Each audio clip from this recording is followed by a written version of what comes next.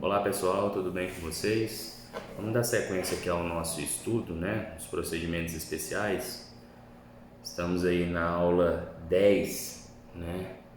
Dos procedimentos especiais que abrange, né? Nessa aula 10 o estudo da ação de embargos de terceiros. Os embargos de terceiros eles têm previsão legal nos artigos 674 a 681 do CPC, né?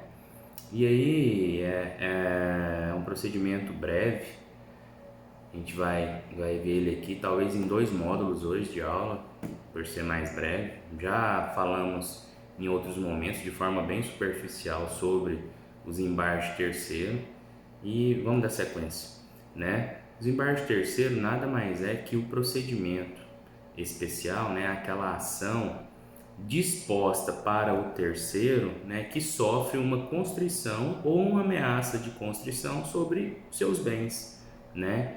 Então, A e B brigam em um determinado momento num processo e desse processo sai uma decisão que penhora um bem de um terceiro, né? Ou não sai a decisão. O terceiro descobre ainda antes, né, uma ameaça de constrição sobre o seu patrimônio. Então, os embargos terceiros eles visam, né, impedir, né, que esse ato ou essa ameaça tenha eficácia, né, atinja o seu patrimônio, né, uma vez que esse terceiro visa não ser responsabilizado por um débito que não é seu. E eu vou dar um exemplo básico da doutrina, né, num contrato de compra e venda de um veículo cuja propriedade não foi formalmente transferida, né, para esse terceiro. Então, Glaucio, tenho um carro, vendo esse carro para você, né? E a gente faz um contratozinho básico, mas como o pagamento se dará de forma parcelada, né? Eu não procedo à transferência desse veículo junto ao Detran. E aí você está de boa com o seu carro que eu vendi lá na sua casa, chega o oficial de justiça para poder penhorar esse bem por conta de uma ação trabalhista que eu estou respondendo, né, da minha funcionária lá da minha empresa. E aí não paguei ela entrou com a ação, ela ganhou a ação e agora está executando. E desse processo de execução dessa funcionária contra mim, saiu uma decisão de penhora sobre o seu bem que eu te vendi. Você pode ajuizar os embargos de terceiro? Pode, né? Você vai ser um terceiro de boa fé, né? Você vai ter um documento que comprova essa boa fé, que seria esse contrato, né? E esse documento vai visar o quê? Desconstituir, né? Esse documento não, essa ação que você vai mover juntamente com esse documento, né? Que vai acompanhar a ação, vai visar o quê? Desconstituir a eficácia, né? Olha só, desconstituir, né, a eficácia. Ela não visa desconstituir a decisão ou invalidar a decisão, não. Ele visa cortar os efeitos dessa decisão, e essa é o significado, né? Impedir que a eficácia desse ato, dessa decisão atinja, né, o seu patrimônio. Beleza? Tranquilo? Então, os embargos terceiros ele sempre atacará, né, um ato judicial, seja uma decisão, seja uma sentença que foi emanada de um processo do qual você, vou utilizar você como exemplo, você que é o terceiro não faz parte. Por isso que chama esse remédio, esse procedimento especial chama embargos de terceiro. Como todos os outros embargos, né, os embargos eles sempre serão opostos, né? A ação é proposta, os recursos são interpostos. Já os embargos eles são opostos. Você opõe embargos de declaração, você opõe embargos de terceiro. Beleza? Tranquilo? Ou seja, retomando, não precisa a gente ter o ato. Se tiver uma ameaça, você, nesse exemplo meu do carro, souber que eu estou sendo demandado, você já pode opor os embargos de terceiro, né, lá Pessoal, mas isso vai opor como? Vai ser uma petição interlocutória nessa ação que está tramitando? Ah, não, gente, vai ser uma ação, né, que vai ser autuada por dependência ao processo principal, certo? Se o processo for físico, vai ser amarrado; se o processo for eletrônico, ele vai ser linkado, né, com esse embargos de terceiro. Beleza? Quais são os pressupostos? A gente já falou aqui por alto, né? Mas vamos elencar aí, são 3 pressupostos. O primeiro dele, é preciso que a gente tenha uma restrição ou uma apreensão judicial do bem, né? Primeiro pressuposto, é preciso que se tenha uma restrição ou uma apreensão judicial do bem, certo? Lembrando que essa restrição ou apreensão pode ser uma ameaça de restrição ou apreensão. Esse é o primeiro pressuposto. Segundo pressuposto, é preciso que o terceiro ele tenha a condição de senhor ou possuidor do bem. É preciso que o terceiro seja senhor ou possuidor do bem. Senhor ou possuidor é a mesma coisa, tá? É preciso que esse terceiro esteja sobre o bem, né, sobre a sua custódia. Ele se caracteriza como senhor, né, dono, senhor, aquele dono de fato, né, ou possuidor, aquele que detém a posse do bem. Beleza? Segundo pressuposto. Terceiro pressuposto, é preciso que essa pessoa, esse senhor ou possuidor, possua qualidade de terceiro em relação ao processo do qual emanou a ordem judicial ou a ameaça de ordem judicial. Ou seja, terceiro pressuposto, né, que eu comecei aqui, já estou aqui. Então, é preciso que esse senhor ou possuidor, né, tenha condição de terceiro em relação ao processo do qual teve a decisão ou possa ter a decisão a qualquer momento. Se ele for parte, ele não poderá opor os embargos de terceiro. Beleza? Tranquilo? Então falamos do conceito, falamos dos pressupostos e agora a gente passa a falar, né, sobre a legitimidade. Quem que é o legitimado ativo para a propositura, né, da ação de embargo de terceiro ou oposição dos embargos de terceiro?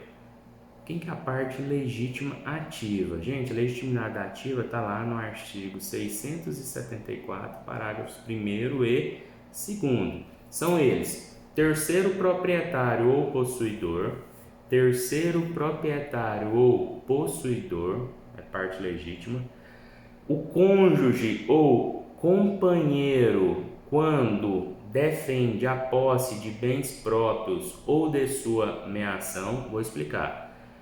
Cônjuge ou companheiro. Lembra daquela situação que a gente estudou lá no processo de execução, que é quando o marido contrai uma dívida a qual não foi oriunda, né, para o proveito da família e depois ele é executado?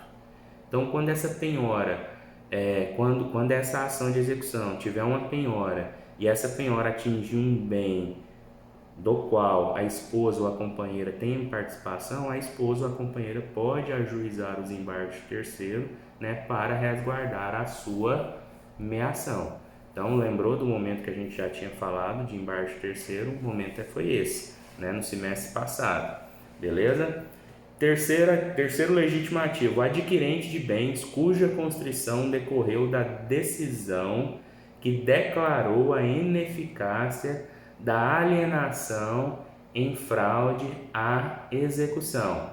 Olha só, o adquirente de bens, adquirente, aquela pessoa que adquiriu os bens, cuja constrição, ou seja, a constrição foi sobre esse bem desse adquirente, e ela foi oriunda da onde? De uma decisão que declarou a ineficácia da alienação em fraude à execução. Ou seja, esse adquirente desse patrimônio agora que sofreu a constrição, ele comprou um bem de uma pessoa que já tinha sido citada numa ação de execução. E aí o que aconteceu? Lá no bojo dessa ação, teve a declaração de fraude à execução que atingiu, né, essa alienação feita para esse terceiro. O que esse terceiro vai ter que provar? Ele vai ter que provar que é um terceiro de boa fé, certo? Ele vai ter que provar que no momento da alienação que ele comprou esse bem, né, ou a pessoa que vendeu, que é parte dessa ação onde saiu a constrição, né, não tinha sido citada, não tinha conhecimento, né, de nenhuma ação em seu desfavor, beleza? Quarta pessoa, quem sofre constrição judicial de seus bens por força de desconsideração da personalidade jurídica de cujo incidente não fez parte. Aquele que sofre constrição judicial de seus bens por força de desconsideração da personalidade jurídica de cujo incidente não fez parte. Incidente de desconsideração da personalidade jurídica, modalidade de intervenção de terceiros, né, vista lá no processo 2. Então, o que acontece? Para se desconsiderar a personalidade jurídica, que pode ocorrer de forma direta ou de forma invertida, deve-se instaurar um incidente. Esse incidente deve ocorrer, né, lá dentro de um processo de execução ou dentro ou de forma incidental, né, de forma apartada, ou incidental, né, que é dentro, ou de forma apartada ali em apenso. Então não se pode ir atingindo o bem, né, de um sócio de uma pessoa jurídica ou da pessoa jurídica, né, no caso da desconsideração inversa, sem garantir, né, a essa pessoa o direito contraditório da ampla defesa. Se atingir você, né, na qualidade de terceiro, né, e aí você, né, eu estou utilizando você como exemplo, né, enquanto sócio na direta poderá ajuizar os embargos de terceiro ou, se for uma sociedade que foi atingida, né, também poderá ajuizar os embargos de terceiro. Beleza? Quem mais? Tem mais dois. O credor com garantia real, para obstar expropriação judicial de objeto, de direito real de garantia, caso não tenha sido intimado nos termos legais dos atos expropriatórios respectivos. Falamos também disso lá na ação de execução. Quando a ação de execução chega na fase da expropriação, né, que abrange lá ao leilão, o que acontece? Todos os interessados, falamos isso lá no semestre passado, devem ser intimados para o ato. Principalmente aqueles que têm o direito de preferência. E o credor com garantia real, numa ação de execução, ele tem direito de preferência na aquisição daquele bem que foi penhorado do devedor, certo? Então, tem que intimar ele porque ele tem preferência na aquisição.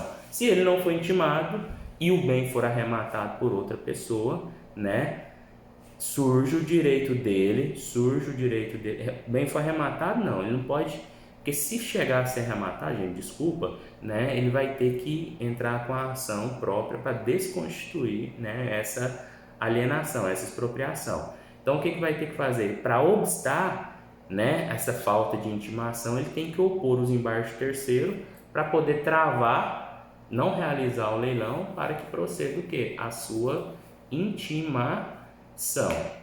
Por fim, o último legitimado ativo, o promitente comprador, né? Caso tenha não, mesmo tendo ou não havido registro da promessa de compra e venda. É o exemplo que eu dei, né? Promitente comprador, exemplo que eu dei do nosso contrato, né? Aquele contrato de gaveta que fala justamente isso, tem ou não havido. Se tiver havido registro num cartório de registro de documentos, ótimo, vai ter uma escritura pública. Agora, se não tiver, for de gaveta, esse promitente comprador também pode manejar a ação de embargos de terceiro. Quem que vai ser o legitimado ativo? Quem que vai ser o legitimado passivo? Desculpa, o ativo a gente acabou de ver, para responder, né, a ação de embargo de terceiro. Gente, são dois.